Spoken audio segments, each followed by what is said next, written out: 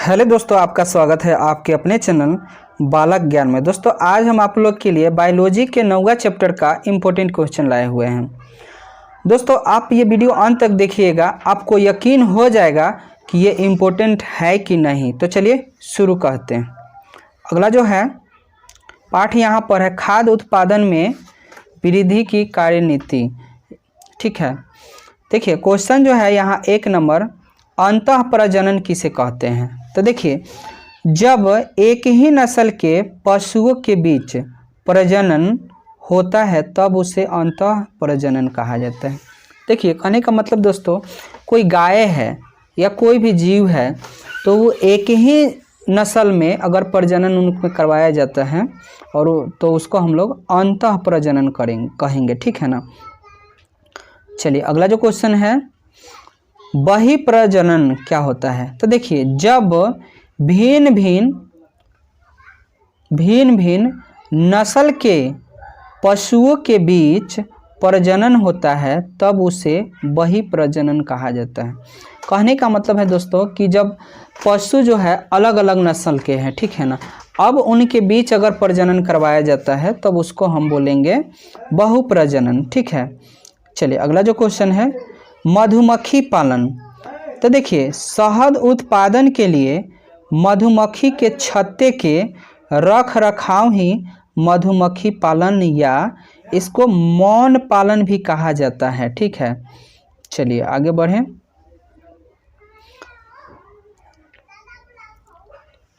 देखिए चौथा नंबर जो क्वेश्चन है दोस्तों, मत्स्यिकी। ठीक है, मत्स्यिकी क्या है समझिएगा डिटेल में। आप लोग आपके एग्जाम में आना है तो आएगा ही, एकदम फिक्स है ये। तो मत्स्यिकी जो होता है एक प्रकार का उद्योग होता है, ठीक है ना, जिसका संबंध मछली अथवा अन्य जलीय जीवों को पकड़ना और उनका प्रसरण तथा उन्हें बेचने से होता है। कहने का मतलब मत्स्यिकी ना एक उद्योग है जिसमें मछली को तो पकड़ा ही जाता है, उसके साथ अन्य भी जीव जलीय जीव होते हैं उसको भी पकड़ा जाता है और उसको बेच के अपने आर्थिक लाभ में उपयोग किया जाता है। अपनी आर्थिक लाभ के लिए उसको बेचा भी जाता है। ठीक है। चलिए अगला जो क्वेश्चन है, देखिए दोस्तों गेहूं के 4 प्रोन्नत किस्में तथा उनके गुण बताइए। तो गेहूं के जो है ना 4 जो है प्रोन्नत किस्में जो है HD 3043, HW 5207 और HD 2854 और HI 1663, ये जो है प्रोन्नत किस्म है। अगला जो क्वेश्चन है, डेयरी फार्म प्रबंधन।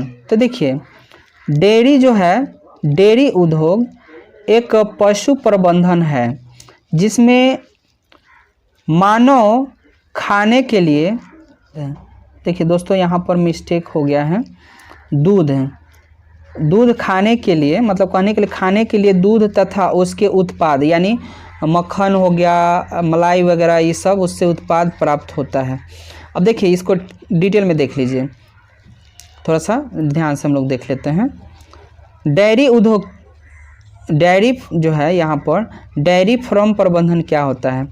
तो डेयरी उद्योग एक पशु प्रबंधन है जिसमें मानव जो है खाने के लिए दुग्ध यानी दूध तथा उसके उत्पाद प्राप्त करने के लिए उसका प्रबंधन करता है। कहने का मतलब है मानव जो है ना दूध चाहिए या उससे बना हुआ कोई वस्तु खाने के लिए चाहिए तो डेयरी फार्म का प्रबंधन जरूरी है। चलिए अगला जो क्वेश्चन है 7 नंबर, कुक्कुट फार्म प्रबंधन। तो देखिए कुक्कुट यानी मुर्गा, कुक्कुट पालतू कुक्कुट आदि का एक वर्ग है जिसका उपयोग भोजन के लिए अथवा उनके अंडे को प्राप्त करने के लिए किया जाता है। कहने का मतलब मांस खाने का भी मन होता है तो मुर्गी से हम लोग प्राप्त कर लेते हैं, या अंडा चाहिए तो मुर्गी से प्राप्त हो जाता है, इसीलिए उसका प्रबंधन किया जाता है। ठीक है। चलिए अगला जो क्वेश्चन है, रेशम के 4 किस्म को लिखें। तो देखिए रेशम के 4 किस्म है इस प्रकार। पहला जो है मलबरी, जो कि शहतूत से रेशम प्राप्त होता है। तासर है, ईरी है और रेशम मूंगा है। ये 4 तरह के रेशम जो है उन्नत है। चलिए अगला जो क्वेश्चन है दोस्तों, हरित क्रांति से आप क्या समझते हैं? तो इसका आंसर है कृषि के आधुनिक तकनीक का प्रयोग कर उत्पादनों में वृद्धि को हरित क्रांति कहा जाता है। कहने का मतलब है दोस्तों कि कृषि जो है खेती बाड़ी है, तो उसमें तकनीक विधि लगाकर मतलब वैज्ञानिक तरीका लगाकर पहले जो उत्पाद होता था, फसल जो होता था, उससे कई गुना ज़्यादा वृद्धि करना हरित क्रांति कहलाता है। एक बात और भी आपसे कहना चाहेंगे कि जब अपन देश आज़ाद हुआ था उस समय ना भारत की स्थिति खराब था, तो उन्होंने क्या किया, लोग भारत वाले लोग ने कि